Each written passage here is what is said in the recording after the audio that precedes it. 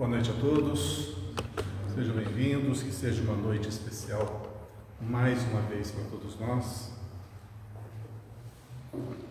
Vamos elevar o nosso pensamento ao Mestre Jesus. Vamos lembrar da sua figura serena, tranquila, amorosa, como se estivéssemos ao seu lado, sentindo toda a sua irradiação, dando-nos a tranquilidade e a paz que tanto almejamos. Que nos momentos de luta, de perseverança, de obstáculos na nossa vida, possamos ter condições de superar, renascendo em forças e em fé, sabedores de que tudo passa e que tudo conclama na nossa vida para o bem maior.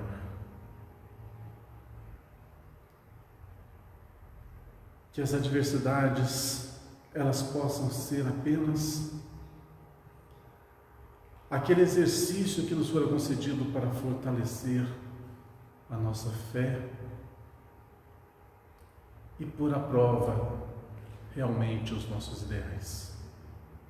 Sobretudo que em cada instante de luta e perseverança nesse mundo, a figura excelsa do Cristo jamais abandone a nossa mente e que a irradiação do Cristo sobre nós esteja sempre presente em nosso coração. Que Deus nos abençoe, que Ele nos ilumine, fortaleça e proteja hoje e sempre. Que assim seja. Muito bem, gente. Nós estamos então no capítulo 81 do livro Pão Nosso, do Emmanuel, né? Pelo nosso querido Chico Xavier. Vamos ver. Hoje nós vamos fugir um pouquinho de Paulo, né? Vamos para Lucas. Dificilmente a gente pega alguma coisa de Lucas, né? Hoje vamos para Lucas, capítulo 23, versículo 43. Gravaram? Não esquecer, 23, 43 lá. E respondeu-lhe Jesus: em verdade te digo que hoje estarás comigo no paraíso. Olha, um texto, um trechinho pequenininho, que a gente, esses são os melhores para a gente dissertar, porque tem um longo ensinamento ali por trás. Em verdade te digo que hoje estarás comigo no paraíso. Vocês lembram essa fala para quem que foi? Como é que chamava o bom ladrão mesmo? Dimas. Estão afiados, né? Afiados.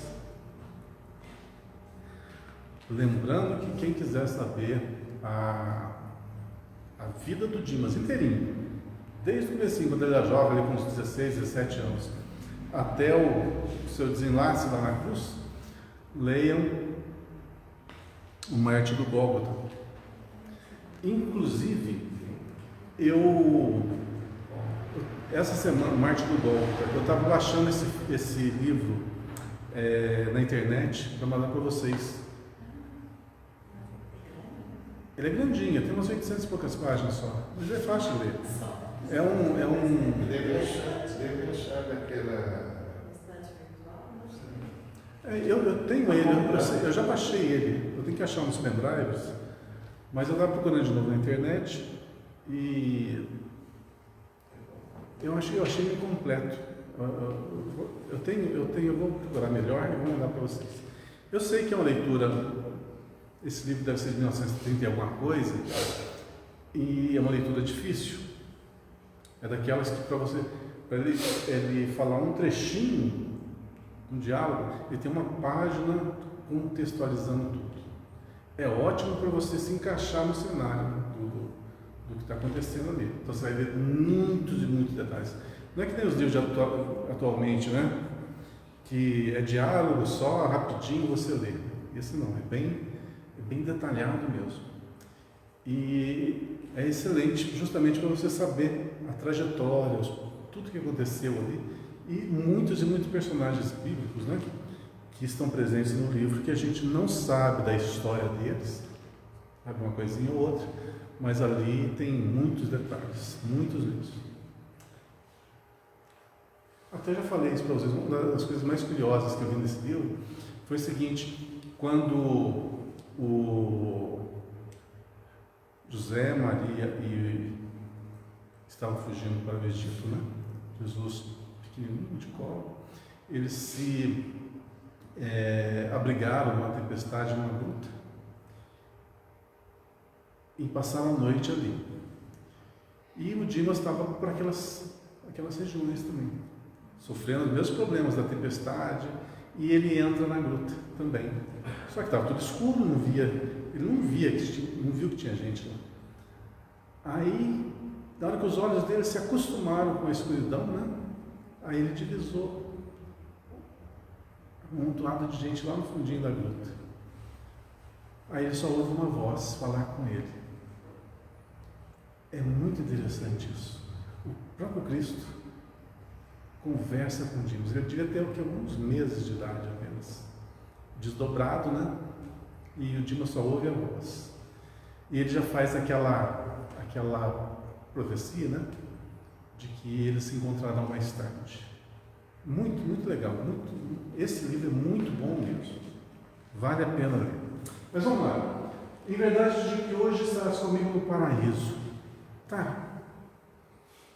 O que é esse paraíso? O que seria esse paraíso?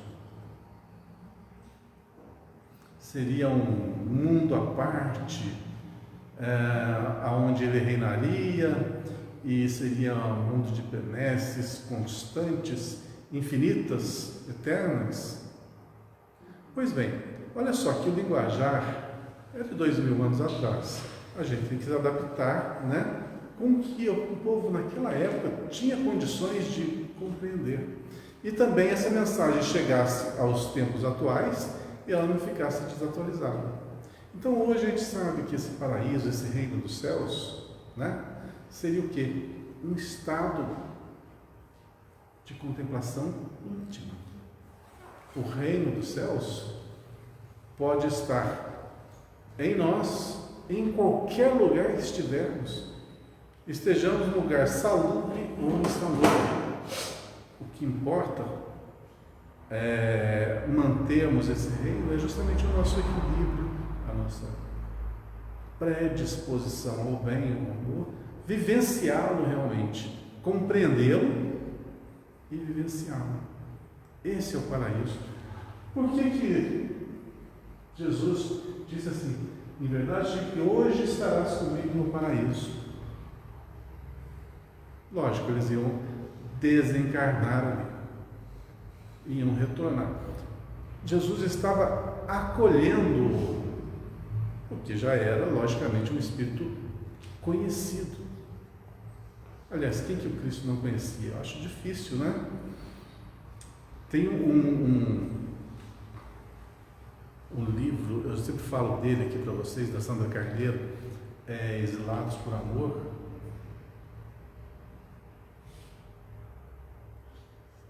Tinha um outro também, agora não vou lembrar, mas esses Exilados por Amor falava o seguinte: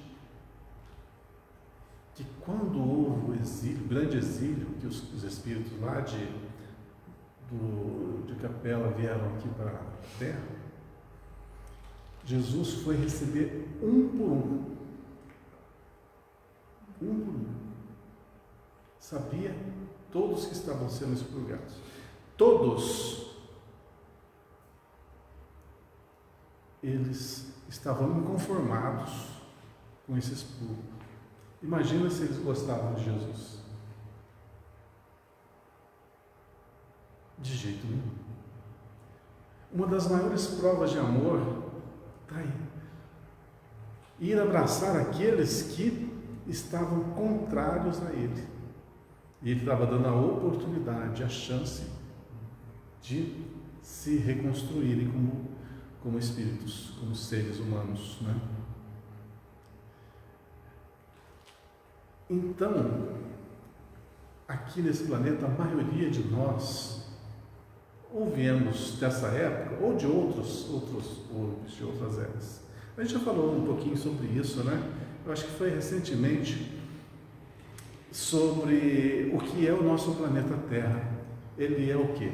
Um planeta, prisão, escola e hospital.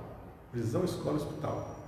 Então só tem bandido, analfabeto e doente. Então, nós estamos no hall, né? Mas nós estamos assim convalescentes. A gente já pode falar que nós somos convalescentes, né? Não sei não, alguns não estão não, mas a maioria de nós está a caminho, né? A caminho da luz. Eu fui fazer piada e perdi o que ia falar. Ai. Então, eu estava falando do livro, os exilados vieram para cá. Não deixa eu fazer mais piadinha que eu não perco. Bom, vamos em frente, já que eu lembro.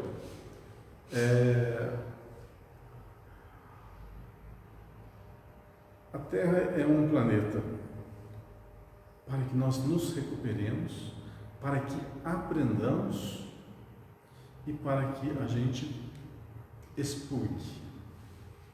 Então, temos débitos? Com certeza temos. Mas isso é importante? É relativo, sabe? Eu acho relativo esse negócio de, quando fala em expiação. Por quê? Porque na realidade ela vai ser um remédio amargo e não vai ser o castigo que vai nos penitenciar dos erros pretéritos. É o remédio amargo que vai fazer com que nós nos impulsionemos. Por exemplo, o mal que nós fizemos outrora retorna para nós, mas para que nós façamos o quê? Criemos um antídoto para esse mal. Então, aquilo que fizemos, estamos a sofrer para que adquiramos, entre aspas, os anticorpos para combater aquele mal. Então, sempre que tiver adversidades, obstáculos na nossa vida, nunca nos revoltemos. É imprescindível não se revoltar, porque é a chance, a oportunidade do realinhamento. E é tão interessante, à medida que nós vamos travando contato com a doutrina, a gente vai entendendo um pouquinho melhor como que as coisas funcionam, a gente vai ver que nós temos tudo na nossa mão, tudo que a gente precisa, absolutamente tudo, mas a gente não sabe, não vê e não utiliza as nossas potências. Então, algumas coisas que a gente fala assim constantemente é acordar, né? Acordar para a realidade da vida, entender, libertar-se um pouco dos instintos, né? Do materialismo, da posse, para você dar asas para o seu espírito voar. Você desapegar disso aqui. Aí sim a evolução nossa vai se dar uma muito maior facilidade, muito mais rápida. Dimas teve uma vida de realinhamento. Olha só, no comecinho da fase adulta dele, o que acontece? Ele perde o pai, assassinado pelos romanos. 16, 17 anos de idade, voltando para casa, tem a boa notícia, teu pai foi pego pelos romanos, ele foi torturado, morto e jogado no monturo, junto com dezenas de outros cadáveres. E naquela época, cadáver insepulto para o judeu era a pior das desonras. Imagina como ele ficou. Lidar com esse sentimento. Então veja que, se você analisar por um prisma, é uma baita de uma injustiça. É uma coisa terrível. Imagina a gente pondo no lugar, você voltando para a tua casa, cadê meus pais? Foram assassinados. Por quê? Por motivo torpe. Mas foram. E cadê ele? Foi jogado no rio. Foi descartado. Como que a gente ficaria? Não tenho ideia, né? E o sentimento de vingança? A primeira coisa que aflora foi que aflorou nele o sentimento de vingança. E ele levou essa vingança a vida inteira. Se aliou aos bandidos, aos salteadores. A diferença é que o coração dele era bom. Mesmo junto dos bandidos. Era o mais misericordioso, era o mais inteligente. Logo ele foi guindado ao chefe daquele bando. Mas sempre a figura do Cristo estava no caminho dele. Então você vai ver a trajetória no livro, várias e várias vezes ele se deparando com Cristo. Não foi um acaso que eles se encontraram lá no Calvário, não. Foi uma longa trajetória. E isso se reporta a nós também. Quantas e quantas vezes nós estamos sempre chegando na figura do Cristo e depois voltamos para a nossa vida, erramos, continuamos, nos desviamos do caminho, depois voltamos. Uma hora nós vamos conseguir estar com Ele no paraíso. Mas é aqui, é um estado consciencial nosso. Não é um lugar lá no reino dos céus. Se fosse, maravilha, seria a abreviatura das nossas existências, né? Uma existência boa, nós tivemos boazinha, né? Fizemos um pouquinho de caridade, fizemos alguma coisinha aqui, direto para o reino dos céus, seria maravilha. Mas isso não acontece. O reino dos céus está aqui dentro. Vamos ver o que o Emmanuel então fala sobre esse texto, né? À primeira vista parece que Jesus se inclinou para o chamado do bom ladrão através de simpatia particular, mas não é assim. O mestre, nessa lição do Calvário, renovou a definição de paraíso. Noutra passagem, ele mesmo asseverou que o reino divino não surge com aparências exteriores. E o que a gente costuma sempre fazer? Pensar, associar. A gente associa o que a gente tem gravado no nosso cérebro. Associa o reino dos céus, nosso lar. Como se nosso lar fosse ou outra cidade espiritual, cheia de casinhas, apartamentozinho, lago, bonitinho, florido, céu azul, uns passarinhos voando. Será que é assim? Ou isso é uma cópia exata do que nós vivemos aqui? Ou melhor, uma cópia incompleta do que é lá. Porém, já falei várias vezes que o plano espiritual, né, onde nós vamos, nosso perispírito vai, é matéria. Já falei isso várias vezes, né? Nosso perispírito é uma matéria etérea, diferente da matéria física aqui, com outras propriedades, mas é matéria. E o nosso espírito é matéria? Não. Aí é que está. Por que o plano espiritual é matéria ainda? Porque a natureza não dá saltos. Já pensou qual a diferença nossa, a dificuldade nossa de adaptação? Sair de um plano físico denso como esse e ir para um lugar que você não tem parâmetro. Lembra do nosso lar, André Luiz, quando ele retorna, né, ao nosso lar ali, e a mãe dele vem visitá-lo. Eu falei isso várias vezes, né? Até repetitivo. Mas por que ele não podia ir até ela? Ela que tinha que ir até ele. Era mais fácil, né? Porque o corpo perispiritual dela já tinha outras propriedades mais essenciais. E isso vai gradativamente, até que não precise mais num corpo físico. Quer dizer, isso eu estou deduzindo, porque até onde a minha compreensão chega. A partir daí, e é uma das coisas que eu tenho mais pensado: o que é o nosso espírito? O que é? A gente só consegue parametrizar o nosso espírito como se fosse assim, tem 2 braços, tem 2 pernas, tem uma cabeça, né? Como ser humano. Mas isso é o modelo que nós nos apresentamos nesse mundo. Mas somos assim? E é difícil pensar alguma coisa diferente disso. Mas é a nossa consciência, que não tem como explicar. É justamente. Não tem como explicar. Nosso espírito, nossa consciência é a mesma coisa, é a parte pensante. Exatamente, Né? porque a gente quer reproduzir.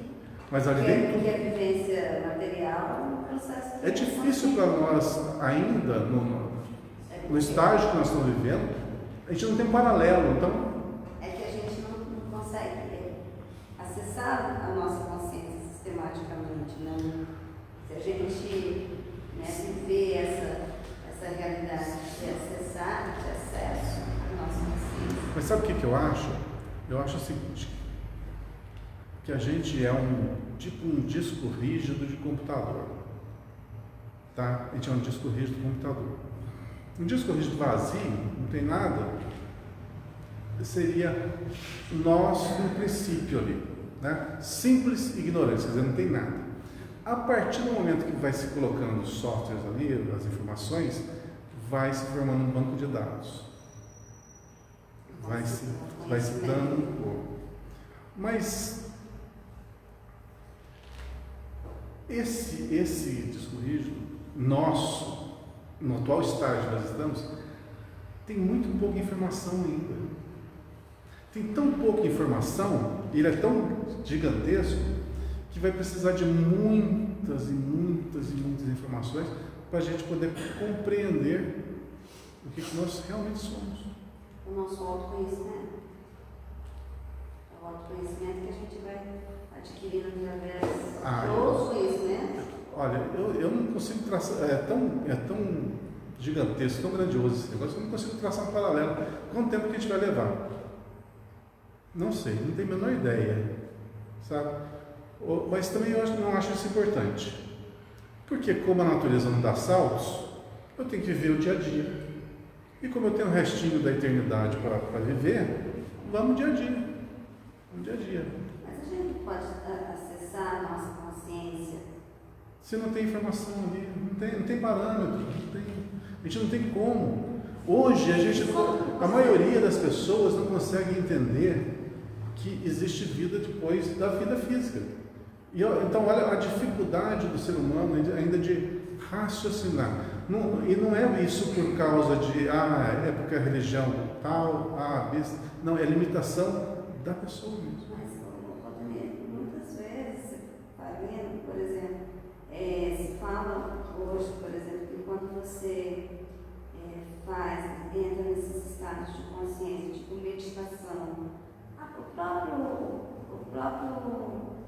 sua interiorização, que você consegue acessar a sua consciência plena. E o que é consciência plena?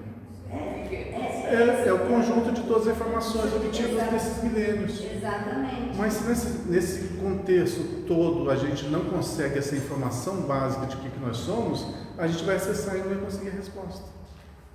O Valdemir, uma amiga de muito tempo, ela falou uma vez assim, foi um estudo também. Ela falou assim que ela era uma professora, trabalhadora, uma filha, que ela era plena. Eu fiquei quieta, porque Valdemir, a gente ainda não tem essa capacidade de ser pleno. É o que a gente está querendo falar. O que quer dizer ser pleno? Eu não sei, ela falou, eu sou plena. Eu me sinto plena. Completa isso? Feliz.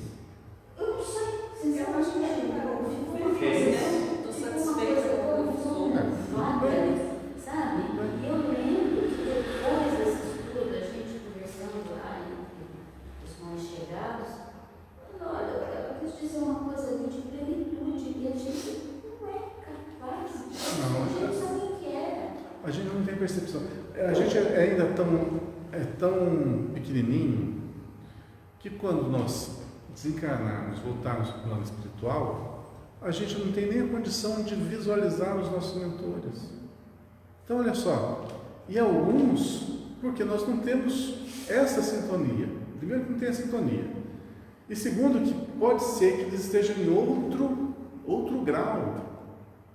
Eles não precisam se manifestar junto a nós como nós somos. Né? Vai saber. Eu, sinceramente, eu não arrisco palpites. Quando eu não sei, eu não arrisco palpites, não. Eu vou até onde eu consigo divisar a partir dali e falar, não sei como é que é. Eu achei interessante, uma coisa que eu fico pensando, é aquela passagem lá no Nosso Lar, que o Espírito tem que se materializar para comunicar-se. Então, isso já abre um paralelo. Por que ele tem que materializar-se para se tornar visível? Porque é outro estado da matéria. Vamos falar de matéria ainda, né?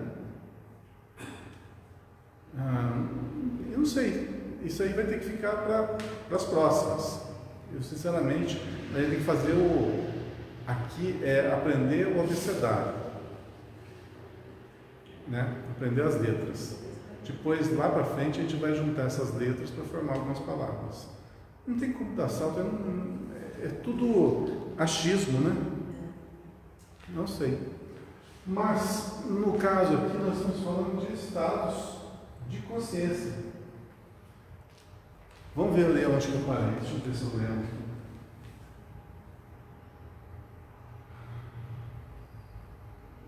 Outra passagem, ele mesmo asseverou que o reino divino não surge com aparências exteriores. Inicia-se, desenvolve-se, consolida-se em resplendores eternos no íntimo do coração. Ou seja, é coisa consciencial mesmo. Naquela hora de sacrifício culminante, o bom ladrão rendeu-se incondicionalmente a Jesus Cristo. O leitor do Evangelho não se informa com respeito aos porfiados trabalhos e às responsabilidades novas que lhe pesariam nos ombros, de modo a cimentar a união com o Salvador. Todavia, convence-se de que daquele momento em diante o ex-malfeitor penetrará o céu. Pelo que eu li da obra, pelo que eu sei um pouquinho sobre ele, é que ele teve aquela vida difícil, dolorida, cheia de altos e baixos, vivendo da vingança, né? Alimentando-se da vingança, com um propósito de vida, mas sempre indo contrário àquilo que o coração dele apontava. Então era uma luta constante dele consigo próprio, da vingança com esse despertar cristão. E quando chega nesse ponto culminante da história, junto ali ao madeiro, né, no Calvário, realmente ele se conscientiza de quem que era o Cristo. Ele conscientiza-se do que ele estava fazendo. E aquele sentimento de vingança era o que fazia-o sofrer. E naquele instante, ele perdoou. Esse é o ponto-chave. Ele compreendeu e perdoou. E no que ele perdoou, ele se libertou. Ele se tornou outro. É como se tivesse jogado todas as amarras fora e o seu espírito teve condições de alçar voos. Então é o renascimento interior dele. Por isso Cristo falou, porque ainda hoje estarás comigo. Por quê? Porque ele se libertou. Não pela crucificação, não pela morte, mas pelo perdão. Esse é o X da questão. Por que o outro não deu certo? Poderia ter falado para o outro também, mas o outro estava distante, muito distante. No livro você consegue ver os dois personagens, o bom ladrão e o mau ladrão. Aí você consegue traçar um paralelo, quem que é esse e quem que é aquele. E você vai ver que o mau ladrão realmente não tinha jeito, ia ter que ficar para posterior.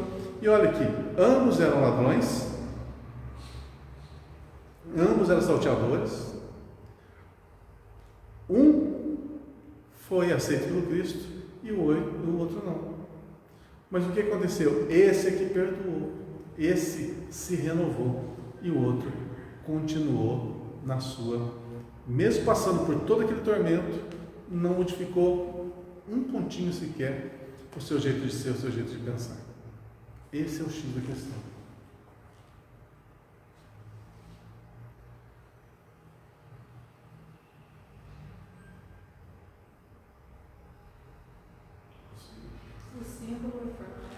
O símbolo é formoso e profundo e dá a ideia da infinita extensão da divina misericórdia.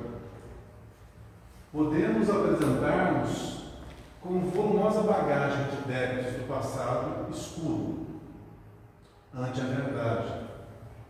Mas desde o instante que nos rendemos aos desígnios do Senhor, render aos desígnios do Senhor, o que quer dizer isso?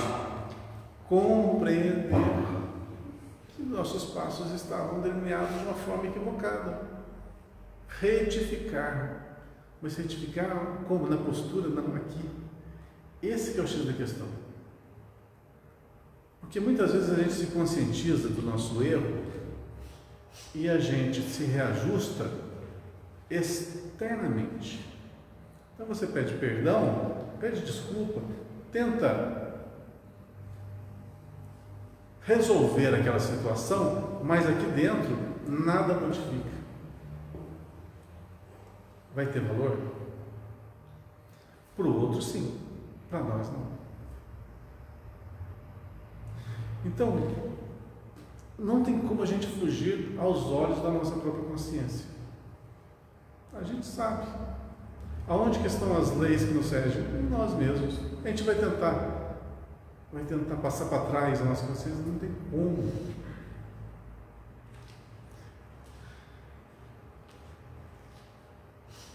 Então, olha só, podemos apresentar-nos com volumosa bagagem de débito do passado escuro, ante a verdade, mas desde o instante que nos rendemos ao desejo do Senhor, aceitamos sinceramente o dever da própria regeneração. Quer dizer, você fez errado, tem que corrigir lei de ação e reação. Tudo que você tirou do lugar, você tem que colocar no lugar. Todas as lágrimas que você fez derramar, você tem que enxugar. Todos aqueles que você levou para o mau caminho, você tem que trazer para o bom caminho.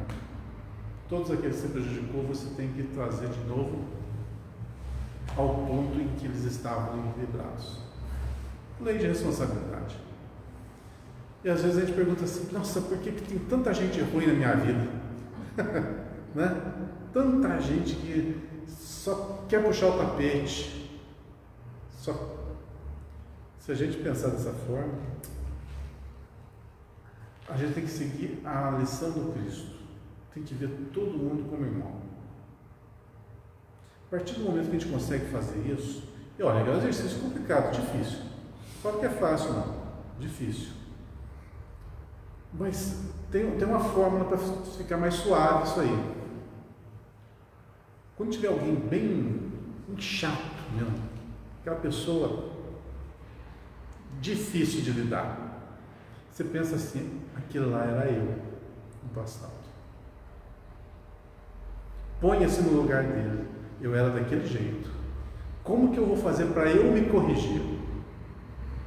Então você começa a fazer o processo contrário. É o tal de oferecer a outra face.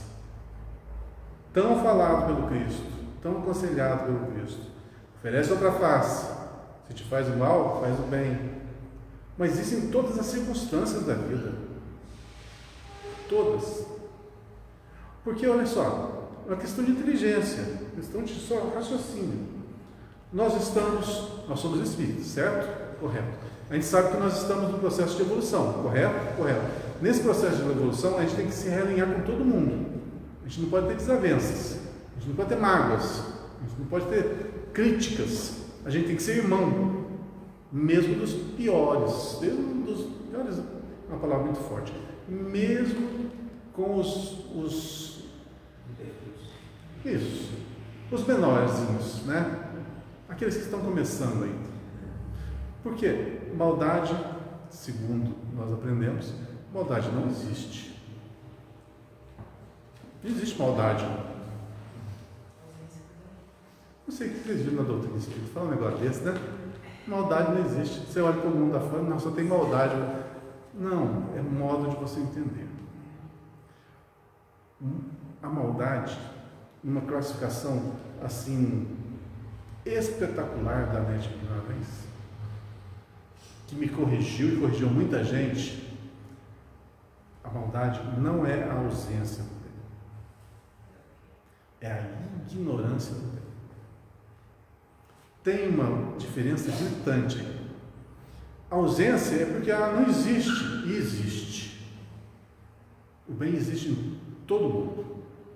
A ignorância é o seguinte: o indivíduo está passando um processo de ignorar ainda o que é o bem. Ele ainda ignora, ele desconhece. É diferente.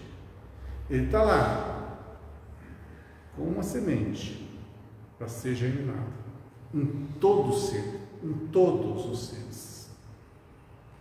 Havia semente em Dimas? Lógico. Só que a semente nele já estava criando raízes. No mau ladrão, ainda estava em forma embrionária. Mas existia. A gente sempre cita a história do Herodes, né? Quando ele mandou matar os primogênitos lá. Puxa, era uma completa maldade o que ele fez. Ou foi covardia? Ou ele estava com medo de perder o reino dele, todas as... Foi uma ingenuidade.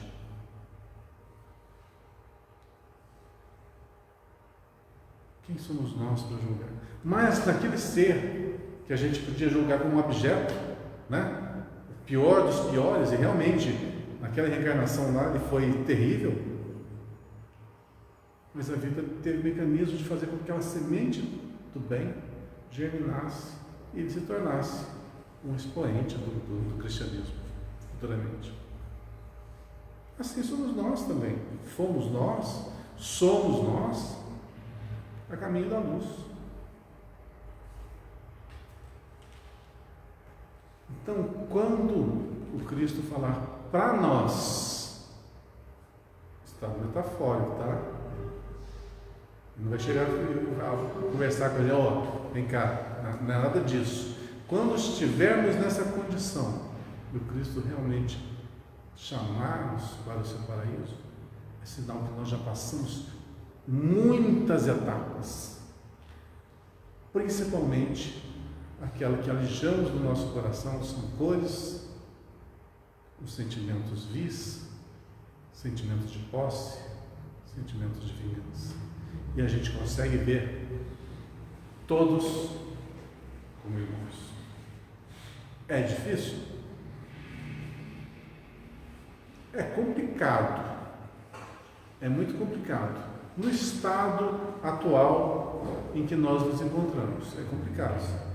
Mas nós temos potência para poder vivenciar isso aí sim. E terminando esse capítulo, onde que eu estou aqui?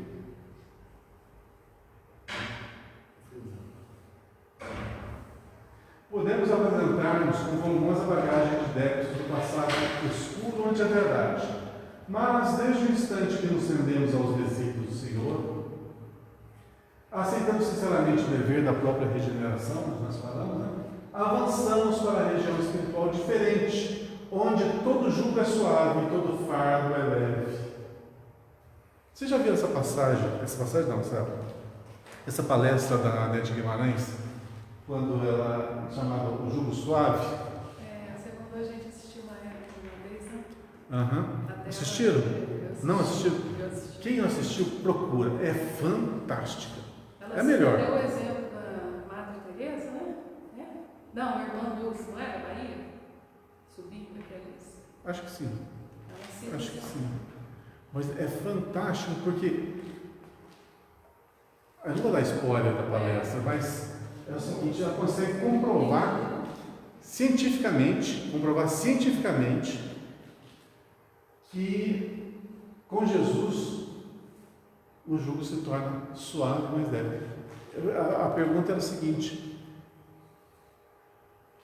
uma pessoa da faculdade que ela estudava não era religiosa, ia sabendo que ela era espírita, propôs o seguinte: o dia que você provar para mim que um fardo que pesa 15 quilos, por exemplo.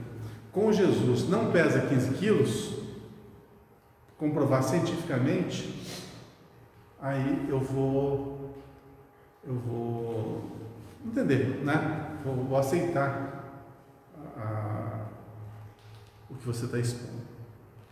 Então, ela tinha que comprovar cientificamente que o fardo com Jesus se tornava realmente mais leve. Olha, cientificamente. Assista essa palestra. O fardo, Anete Guimarães, o fardo jugo suave, o fardo, alguma coisa assim. Põe fardo lá que aparece. Mas é magnífica. Chegando a essa altura, o espírito endividado não permanecerá em falsa atitude beatífica, reconhecendo acima de tudo que com Jesus o sofrimento é retificação e as cruzes são claridades imortais. A partir do momento que você tem uma consciência de que o que lhe acontece não é punição, as coisas mudam de figura.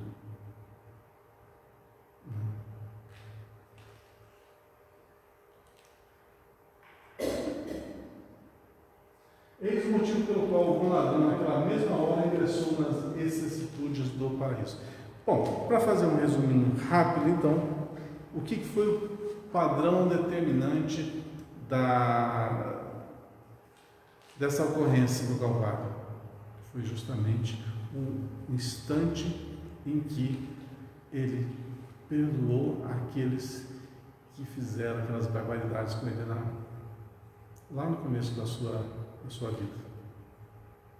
Você pode levar então uma vida inteirinha de desatinos, e no contrário ao que nos é determinado, nos é aconselhado, justamente por causa das nossas más escolhas. Porque vingar é uma escolha, perdoar é uma escolha, não perdoar é uma escolha, ficar parado, ocioso é uma escolha, movimentar-se, estudar é uma escolha, tudo é uma escolha, toda escolha tem seu peso. Então, mesmo parados, nós estamos agindo. Como assim? Escolhe a inércia, você não faz nada, vai ter consequência. Mesmo a inércia tem consequência, e isso vai o que acontecer? Vão vir dores, vão vir cobranças, obstáculos, que vai fazer a gente se movimentar. Então, os obstáculos da vida, as dificuldades, na realidade, são as propriedades que nos são concedidas para que a gente possa evoluir. Sem movimento, não há evolução. Por isso nós estamos reencarnados, porque no plano espiritual nós não temos as experiências que nós temos no plano físico. Não temos todas essas adversidades que nós temos aqui. Então, se evolui, vamos dizer assim, em uma vivência se evolui 10%, se a gente estivesse vivendo no plano espiritual somente, a gente evoluiria mais ou menos uns 2%. Estou chutando um número. Porque lá é fácil, né? Lá é mais fácil. Você não tem os crescimentos, você não tem os problemas que tem aqui. Todo mundo consegue. É mais fácil. É mais fácil. É mais fácil, por um lado. Por outro lado, eu acho mais difícil. Quando você tem um grande débito kármico, a tua consciência fica em luta. Então é martírio constante. Então muitos que têm problemas, que saem com grande débito do plano físico e retornam para o plano espiritual e conscientizam-se disso, querem voltar para a matéria logo, para desfazer o mal que fizeram e para esquecer. Vem para cá para esquecer. Naquela hora ali pesa, né? Se pesa. E não está fácil voltar. Não está fácil voltar, não. Pois é. Como diz o Laís Braga, a gente não pede, a gente implora, né? Para vir. Pois é. Fala no pedir para nascer, A gente implora, Mas é uma lei muito perfeita que nos rege, sabe? Então, eu acho que até isso tem os seus motivos, né? Essa dificuldade. Mas olha só, o número de habitantes que tem hoje no nosso planeta é muito grande. Então, já falamos sobre isso, né? Que a população do planeta saltou assim vertiginosamente. De onde vieram tantos espíritos? Então, eu acho que sempre vai ter um lugarzinho para nós. Uma vez foi perguntado para o Chico Xavier, e se na Guerra Fria, aquele medão que todo mundo tinha, né, de explodir o planeta, de acabar com o nosso planeta Terra, ficar inabitável, né? Para onde que nós iríamos? E o Chico respondeu com maior simplicidade, né? Não se preocupe com isso. Deus vai arrumar um lugarzinho para a gente morar. Se não for aqui, vai ser em outro lugar. Tem o restinho do universo. Né? Só um pouquinho. E quando a gente olha assim, né? Vê aquela imensidão e vê o que é esse planeta. Que apego também, né? Que a gente quer ver para tocar, né? Nossa, é uma coisa. O que é a Via Láctea, né? A Via Láctea é enorme, é uma coisa absurda. Absurda. Existem bilhões de Vias Lácteas. É uma coisa. Aí a gente fica preso a essa terra. Só tem vida aqui e acabou. Só tem vida aqui. Não, tem certas coisas que eu não consigo entender. Tem algumas pessoas que são. Eu vi não vou falar o nome não, mas eu vou narrar o episódio. É um astrônomo, que tem uns programas no YouTube, e entrevistado, assim, perguntaram para ele se ele achava que existia vida em outros planetas, né? Ele falou, não existe não. A probabilidade de existir vida em outro planeta é quase nenhuma.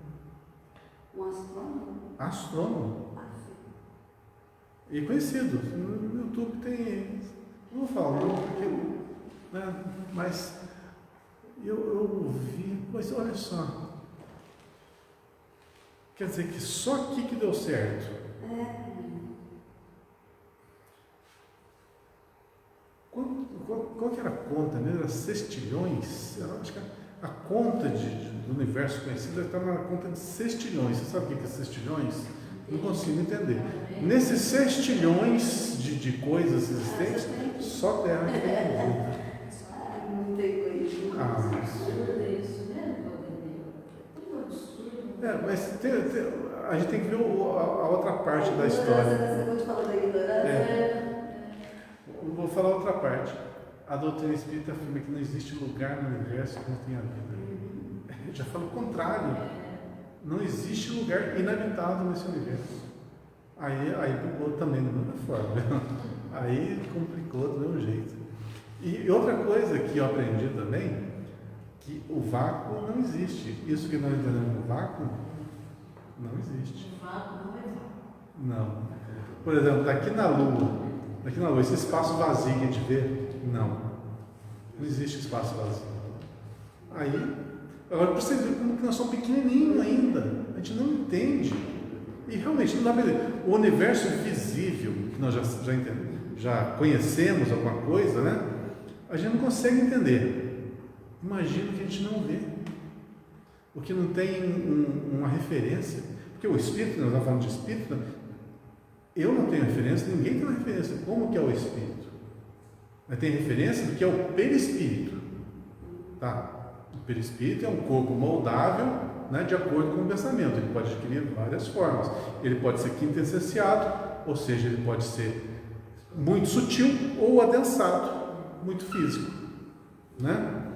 Então, tanto é que ele pode aparecer e desaparecer conforme a sua condensação molecular. Mas isso é físico.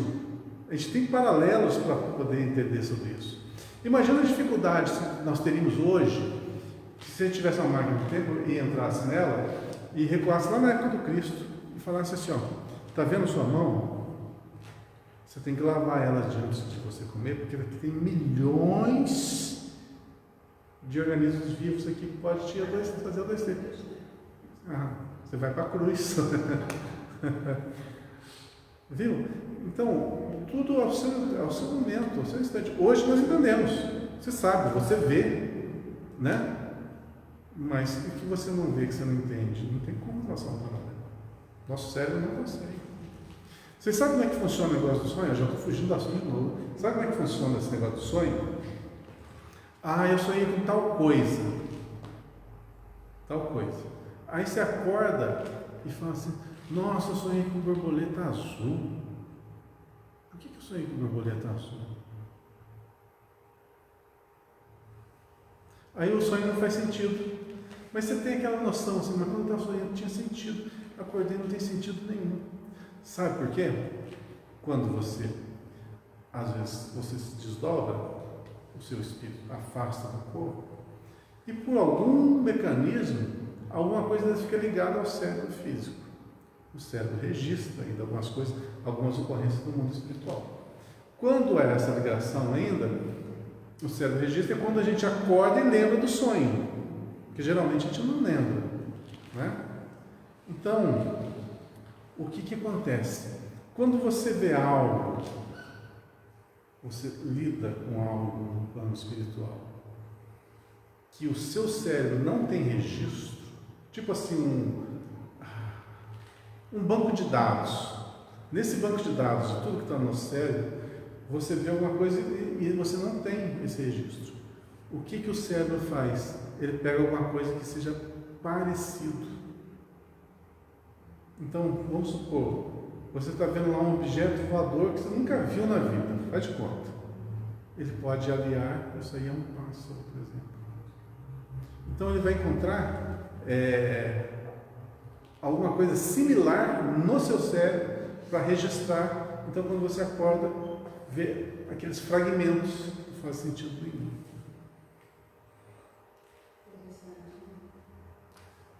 A explicação é bem melhor que essa. Eu estou falando assim, apenas o que eu lembro, né, da explicação. Mas ela é bem minuciosa e bem muito melhor detalhada quando se refere a isso. Mas, voltando então ao nosso assunto, capítulo 82, lê? Agora Paulo. Voltou para Paulo? Paulo é titular. Capítulo 82 é Espírito. Só recordando qual que é o anterior mesmo? No paraíso. No paraíso. No paraíso, agora estou falando em Espírito. Tá? Vamos ver o que o Paulo nos fala. Mas se pelo Espírito mortificardes as obras da carne, vivereis.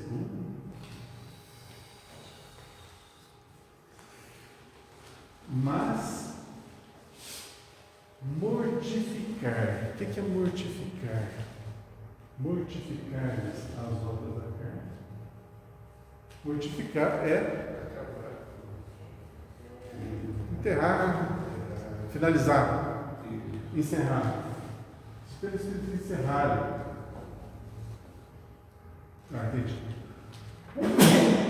Entendi.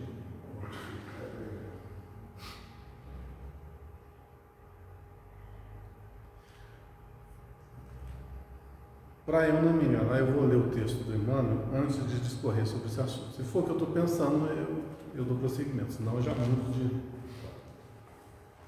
parecer. Quem vive segundo as leis sublimes do Espírito, respira em esfera diferente no próprio campo material em que ainda pousa os pés. O que seriam leis sublimes do Espírito? Que eu faço da tração paralela? As leis que nos regem são as leis de amor, né? Que são retratadas no Evangelho, na Boa Nova.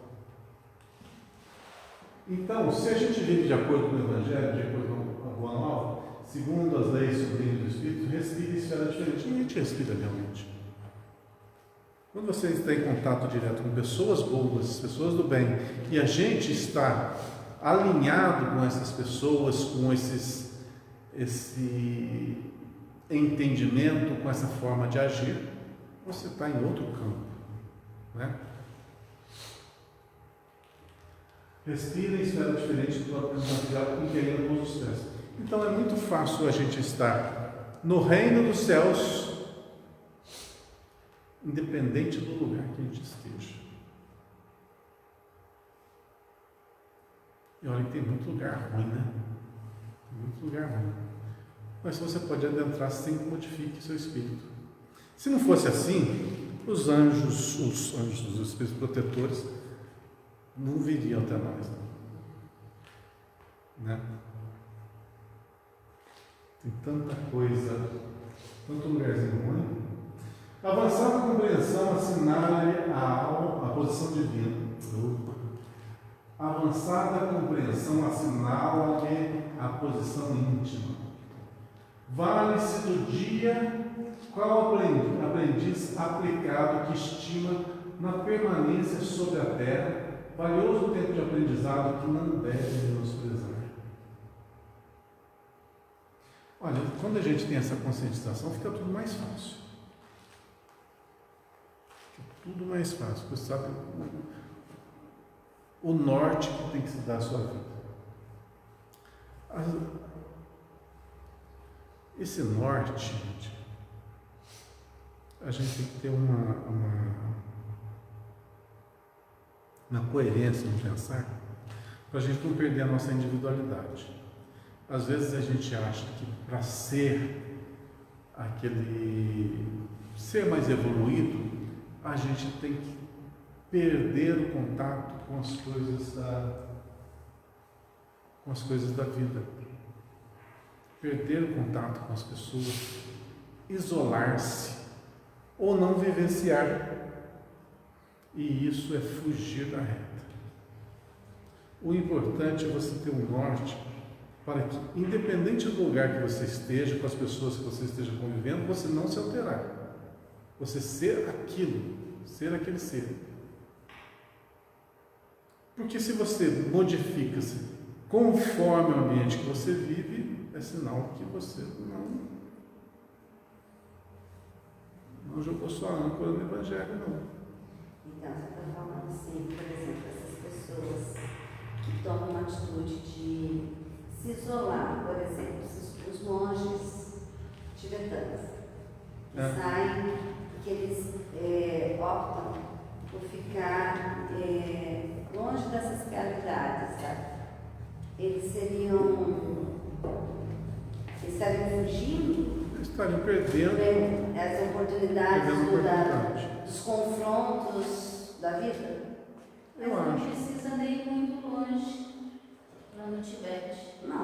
É. Tem essas irmãs, sim. Não precisa nem ser religioso. Carmelitas, né? Não, mas eu acho. Não necessariamente. Não precisa nem ser religioso. Você pode se isolar da vida, né? Por exemplo, você pode ser uma pessoa, um zumbi aí, que não se importa com nada, né? A partir do momento que você vive indiferente. Eu conheço pessoas assim. Né? Pessoas zumbi. Hoje, quer dizer, se você for pensar bem, muita gente é assim, hoje em dia, que diz, não quero saber.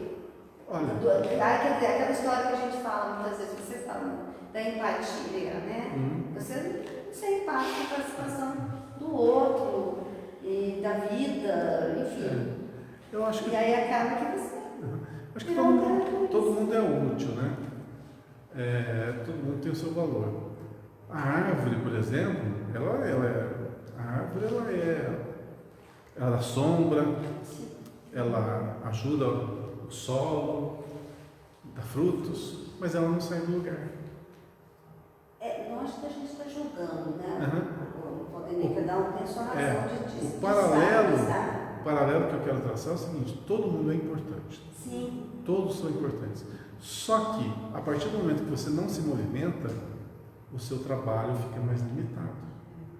Você perde essa oportunidade. A gente não pode também julgar, né? Não. Uma pessoa que toma uma atitude de se isolar do mundo e ela se torna um religioso, né? Vamos dar um exemplo. Vamos dar um exemplo que fica fácil de traçar um paralelo. Faz de conta. Tá? Reencarnação passada, vou me citar como exemplo. Foi quando a reencarnação passada eu fui um general, patente alta, né? Fui um general, tinha poder nas mãos. E fui muito mal. Mandava fazer tudo quanto é atrocidade, né? Mandava, o pessoal obedecia e... Quer dizer, uma vez desencarnado, conscientizei que das minhas ações, a maioria das minhas ações foram deletérias, foram prejudiciais para mim e para todo mundo. Eu prejudiquei demais. Então, isso fica latente na minha consciência, ok? Aí eu parei e refleti assim, puxa vida, eu tenho que refrear esse ímpeto. Eu não posso ser assim, eu não posso ser tão belicoso, tão agressivo. Eu vou escolher um outro tipo de reencarnação. E isso ficou latente lá, ficou martelando, preciso mudar. Não posso ser tão ativo no mal. Aí eu reencarno. E o que ficou latente em mim? Não faça mal ao outro. Mas eu não tenho as características de uma pessoa boa ainda. O que eu fiz?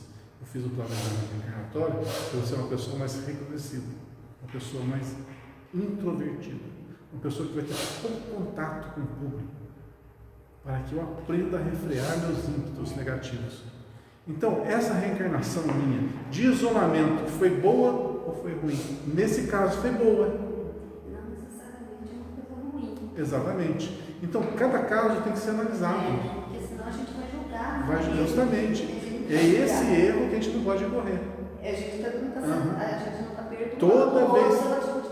Toda vez, em qualquer caso, qualquer um, a gente generalizou, a gente errou. Exato. Qualquer um. Sim. Não tem como você generalizar com pessoas e acertar com todo mundo. Não, tem cada pessoa de um jeito. Cada pessoa é de uma forma diferente. Nem precisou. Então,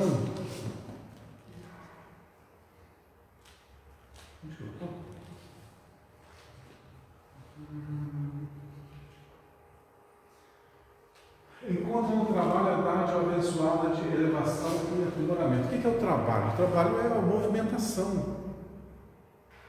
Nós nos movimentamos, nós agimos, nós construímos, nós fazemos. Nessa movimentação há um engrandecimento nosso. É o contato com outras pessoas,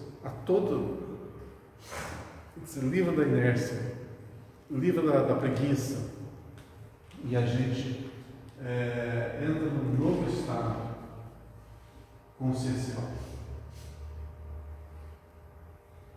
Na ignorância alheia, descobre preciosas possibilidades de serviço.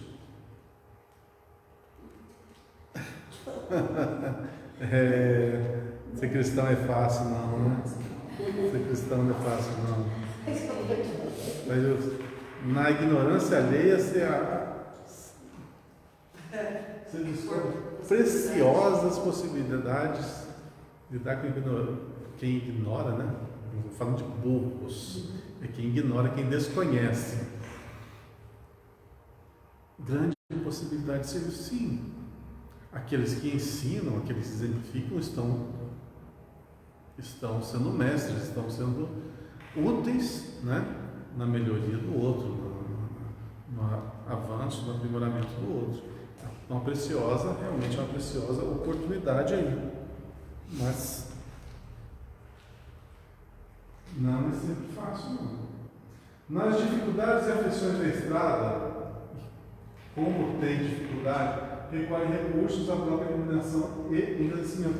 Então, principalmente aqui, dificuldade e aflição. São os momentos ruins da vida que a gente dá o salto, que a gente celebra. Lembra daquele texto do ano passado, retrasado, lá do livro O Problema do Ser, do Destino e da Dor, do Leon Denis? Sim. Lembra daquele texto que falava sobre dificuldades, obstáculos? São neles que a gente encontra as nossas potências. A gente vê que a gente supera É nas dificuldades. Poderia ser de outra forma. Poderia, né? Poderia, mas na dificuldade não tem. É quando põe a gente contra o muro, né? Ó, ou você vai ou racha, né? Tem que ir. Mas a vida nos coloca nessa condição quando a gente não tem as rédeas dela. Quando a gente não consegue fazer as boas escolhas. Porque se a gente sempre fizesse as boas escolhas e fosse sempre para o caminho correto, nossa vida não seria tão dificultosa, não. É como se a gente já tivesse maturidade espiritual para escolher o nosso caminho evolutivo. Mas a gente não tem essa maturidade, então se perde nas coisas que a vida nos oferece, que cresce o nosso olho, assim. E isso nas coisas normais da nossa vida. Às vezes no nosso emprego, né? Nosso ganha-pão. Ou se eu fizer isso, eu vou ganhar muito mais. Então aquele espaço de tempo que eu tinha livre, eu vou usar só para trabalhar e ganhar dinheiro. É uma escolha. Você vai conseguir.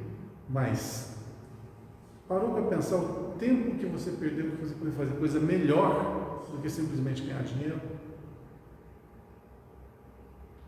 Então a vida é feita de escolhas. E essa maturidade, ela vem da vivência. Se você não viver, não errar, não conseguir, né, os seus intentos, depois apurar se aquilo lá realmente foi bom ou se foi ruim, se eu ganhei ou se eu perdi, como é que você vai ter experiências? Como é que você vai ter parâmetros? Então tem que viver. O erro faz parte do nosso aprendizado. Então, dificuldades, vamos ter ainda. A companhia da dor, vamos ter muito tempo. Não gosto muito desse assunto, sabe? Quando falamos de dor e sofrimento. Por quê? Quem que quer ver alguém sofrer? E quem que quer sofrer? Ninguém quer. Mas isso aí não é punição, é consequência. É pura consequência. Consequência de escolhas, consequência de atos, consequência de palavras, consequência de pensamentos. Tudo é consequência.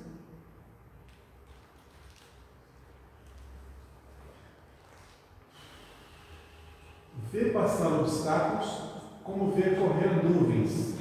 Ama a responsabilidade, mas não se prende à posse. Aí está uma fórmula de ouro: não se prender à posse. Essa posse pode ser de qualquer coisa. Valores econômicos, posses materiais, poder,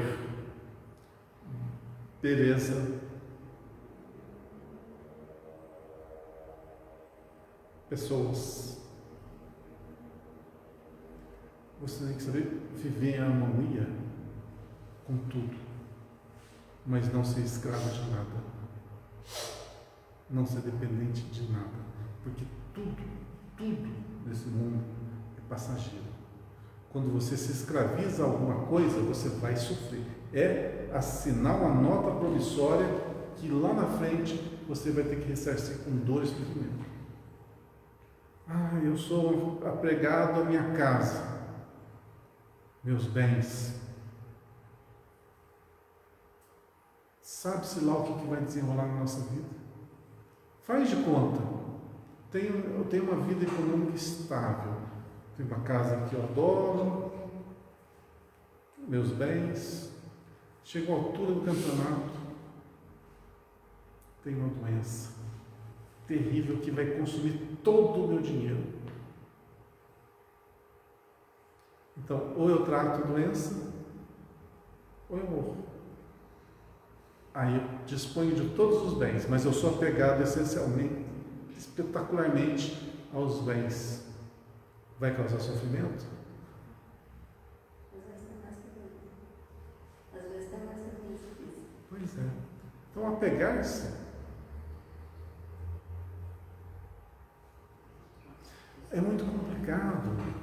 complicado. E é difícil abrir mão. É difícil. Pensa aí, quem é mãe, quem é pai? Você tem uma pessoa na sua dependência, um largo espaço de tempo. Acontece alguma coisa na vida e você perde essa pessoa. Você perde teu chão. Perde teu nome. E como conviver com isso? Difícil, né? Para quem não tem uma visão espiritualista de que a vida continua, pior ainda. Para quem tem uma visão espiritualista, já é difícil. Mas para quem não tem, puxa, aí é só. Tem gente que vive de luto o resto da vida. Perde um marido, perde um filho, perde um tio, perde um pai, perde a mãe. E a vida acabou. Como a sociedade também cobra isso, né? Que as pessoas têm que se acabar, porque também perdeu, né? Passou. Quantos casos que a gente vê aqui no centro de pessoas, de mães que têm 3, 4 filhos. Morreu um, ela esquece dos outros e só vive a dor da perda de um. Isso é muito comum. Muito comum.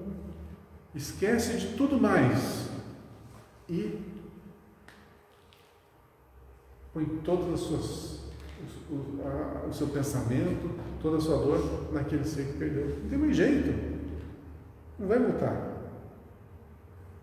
Isso chama-se vitimização. Autopiedade. É cruel falar uma coisa dessa? Mas é verdade. É verdade, tem que ter um choque. Opa, acorda, desperta. A vida não é só isso. Estou lendo um livro recentemente que acho que eu até falei isso já. Do cara que leva um chute da esposa, né?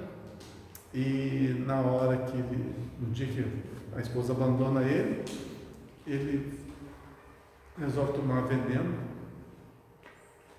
de rato, para se livrar da vida. Veja bem o que o apego excessivo a uma pessoa. Ele vai abrir mão de tudo. Ó. Isso também é o quê? Egoísmo. Não pensou na mãe, não pensou no pai, não pensou em nada. É como se o mundo tivesse desmoronado. Mas o mundo está lá. Apenas uma pessoa se desapegou dele. Se analisar friamente, é isso. Eu não quero mais viver com você. Você tem o resto do mundo. Não, você joga todo o teu mundo naquela pessoa. Ou seja, você foca a dor da perda. Não é dor da perda. Egoísmo. Egoísmo. Porque quem ama, primeira coisa, quem ama não prende ninguém. Não prende ninguém. Quem ama, ele gera amor. Ele não precisa do amor do outro. Lógico que todo mundo quer amor, mas se você não for esse gerador, aquele que gera, você nunca vai ter prazer de conviver com ninguém.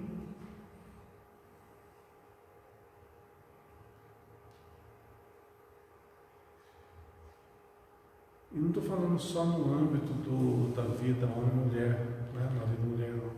Estou falando relacionamento pai e filho, irmão com irmão, parentes, amigos. Se você não gera, nada te dá prazer. Nada. A ilusão de você ter a posse de alguém não te dá prazer, ele satisfaz o seu ego. É diferente. É totalmente diferente. É aquele apego, aquele egoísmo. Quando você perde, parece que você perde o mundo, porque você jogou todo o teu mundo naquilo ali. Seja na tua casa luxuosa, seja qualquer coisa que for, você jogou todas as suas fichas ali, aquilo vai passar e você vai se afundar. Escolha sua. Escolha sua. Então, muitos dos sofrimentos não é falta de empatia, não é falta de amor que eu vou falar, não, mas muito dos sofrimentos são de acordo com as escolhas que as próprias pessoas fizeram, não acordam para a realidade e só a dor que elas mesmas geraram é que vai fazer despertar para a realidade da vida. Então, do próprio mal é onde se tira o antídoto para esse mal.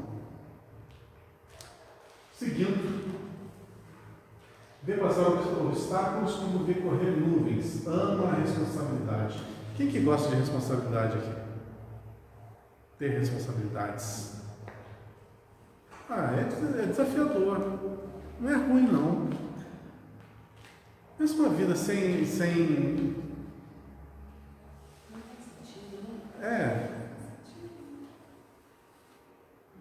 um propósito, sem um...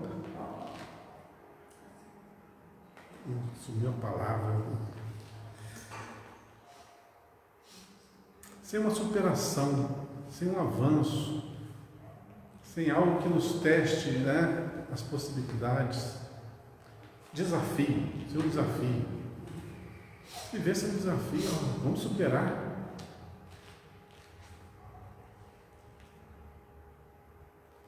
Principalmente, eu fui criado desde que me conheço por ser humano, sou uma pessoa de esporte, sempre gostei de esporte, sempre joguei, jogo até hoje, e acho isso fantástico, porque é um desafio constante, um desafio de superação, de melhoria, e desenvolve o quê? Além de coordenação motora, raciocínio rápido, também tem questão social de você saber perder, você saber reconhecer o adversário, você saber ganhar. Tudo isso são desafios. E você conhece pessoas que você pode se comparar.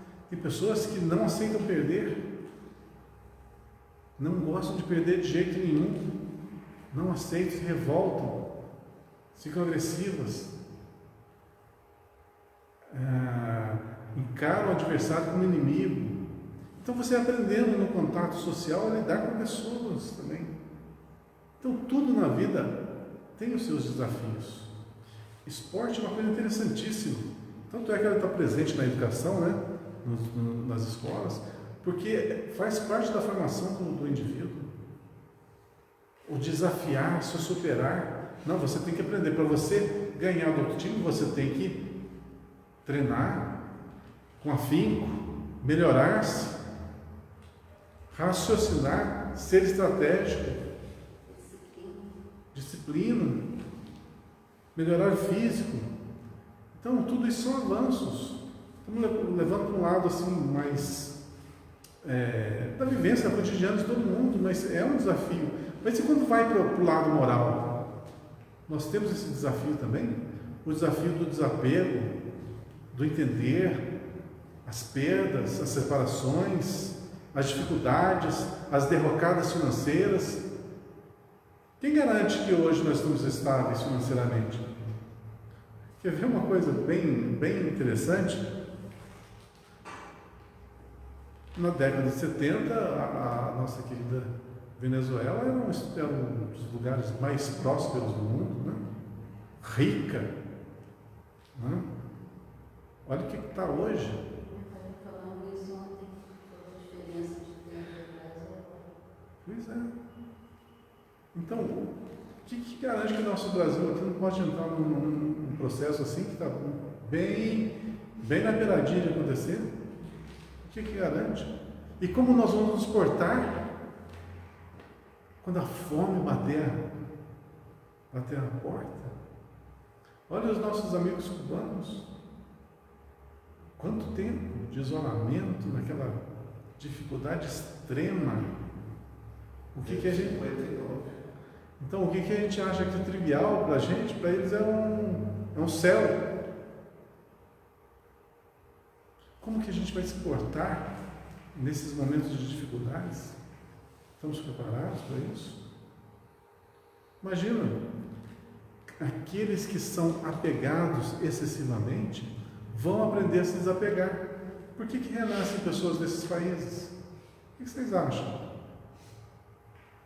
Ah, porque eles fazem parte daquele... Não, porque é lá que eles se encaixam. Se você é uma pessoa muito presa a posses, vai renascer num país socialista. É lá. Aonde você vai ter que viver da esmola que o governo te dá. E você não tem condições de... Quer alçar voos? Não te deixa. Quer ter uma liberdade? E ainda vou testar o seu caráter ainda. Porque se você quer ter dinheiro, então você vem para o lado do governo aqui. Aí você vai ter as suas posses. Aí vai ter uma remuneração boa. Agora, se você estiver do lado da população, vai sofrer igual a eles. Então, duplamente você vai ser testado. A vida nos dá aquilo que nós precisamos. E se o mundo está... Pensemos bem nisso. Está tão diferente assim, é porque as pessoas ainda se encaixam nesses nichos. Poderia ser tudo linear, né? Poderia ser tudo equacionado. Estabilidade econômica, bons empregos, boa assistência médica, boa saúde. Por que não é? Porque ainda existe ganância, existe poder, ainda existe escravização. É um querendo escravizar o outro, um querendo sobressair. Mas por que ainda existe isso no nosso planeta? Porque nós ainda estamos alinhados com essa forma de pensar.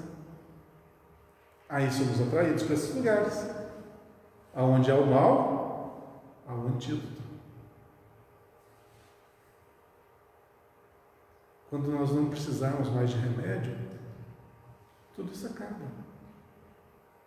Tudo isso vai acabar. Depende só de nós. Só de nós. Façamos a nossa parte. Mas enquanto a gente estiver enraizado nos nossos probleminhas, por isso que a gente fala tanto aqui na doutrina espírita, faz a reforma íntima, conhece-te. Conhece-te. Para que você não dê margem para ir para lugares que vão te fazer sofrer. Para você aprender pelo sofrimento. Conhece, corrige. Eu vou falar da rédea. Eu estou com a rédea na mão. Eu sou excessivamente possessivo. Passe a refrear esses impulsos. Eu sou aquela pessoa que tem estupim curto. Passe a ser mais paciente. E todo mundo tem um pouquinho disso. A gente tem que fazer essa reforma, a gente melhorar. Porque quando a gente melhora o nosso campo íntimo, a gente está ajudando a melhorar o nosso planeta. Mas a gente não ajuda aqui, não melhora aqui e quer que o outro melhore. Você terceiriza o teu trabalho. Não, comece em você. Mas e os outros? Eu estou dependendo dos outros. Não, faz a sua parte. Se todo mundo fizer a sua parte, pronto. E quem não faz? Vai chegar um ponto, assim a humanidade sempre foi. A partir do momento em que as pessoas têm o merecimento, as coisas acontecem. Okay? Então, se um povo, nós estamos falando de Venezuela, né, que está bem na moda, bem em tempo, né? Se o povo tem o merecimento de ser libertado daquela ditadura, vai ser. Naturalmente vai ser. O que não pode acontecer é liberta de uma ditadura e entra outra, que foi colocada lá em cima pelo próprio povo. Mas senão o povo não está preparado ainda. E isso acontece em tantas e tantas, né? Olha lá no Oriente Médio como é que tem milhares de exemplos. O que tem a ver isso com o Espiritismo? Lógico, tem tudo a ver. O Espiritismo fala das relações humanas, das nossas relações. Tudo isso que aprendemos é justamente para colocarmos em prática no nosso dia a dia. Então, se a gente vê o mundo como está, hoje, a gente vê onde a gente tem que se corrigir. Se estamos no Brasil, vivendo aqui, e a gente está vendo por aí afora tantos e tantos defeitos, tantos e tantos problemas na nossa nação, é necessário pegar tudo que a gente está vendo e olhar para dentro de nós para ver se isso não está latente em nosso íntimo. Se a gente trocasse de lugar, a gente não faria as mesmas coisas. Então, a primeira coisa que nós temos que fazer é se policiar. Primeiro é o dever de casa, depois o outro, a vida dá jeito. Dirige com devotamento, contudo foge ao domínio.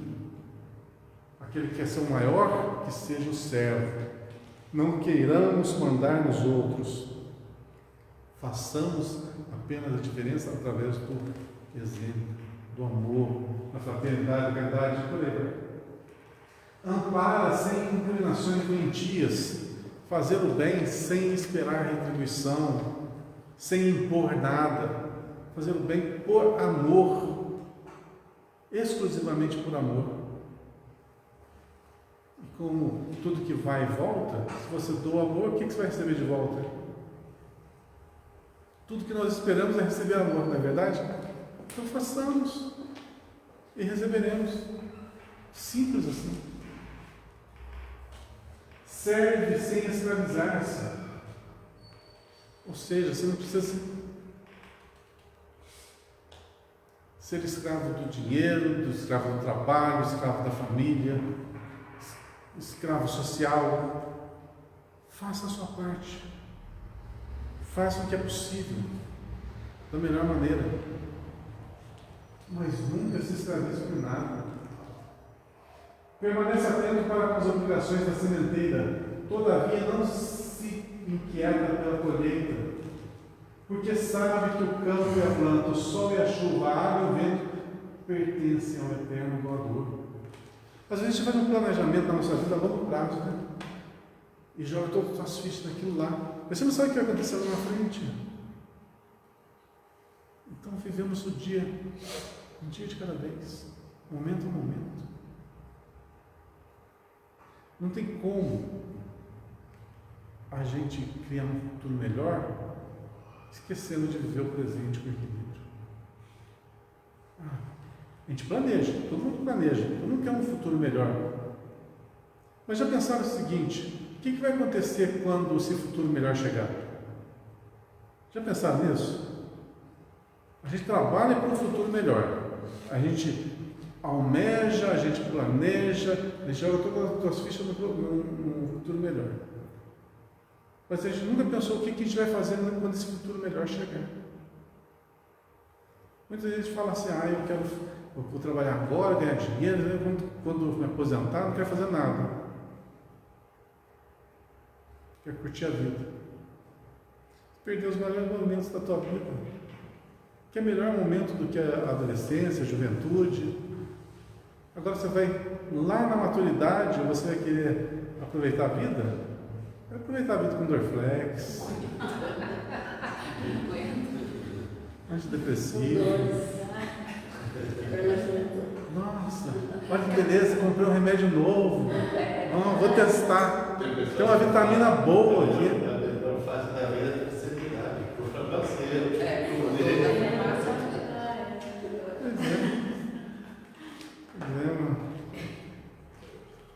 Tem gente que junta dinheiro a vida inteira para chegar na fase madura e gastar todo esse dinheiro com remédio.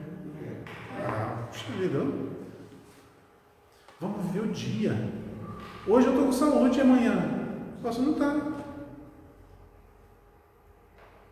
E aí? E se eu fizer um exame daqui a pouco, eu vou até pareceu um câncer. E aí? Acabou. Aí estou naquele processo de dificuldade, de dor, de sofrimento, né? De martírios. E o tempo que você teve? E esses 15 anos da minha vida aí, né? Passou. 16. Gente que não vive hoje com medo do amanhã, que vai ser de milagre. O próprio Cristo disse: a cada dia basta. Né?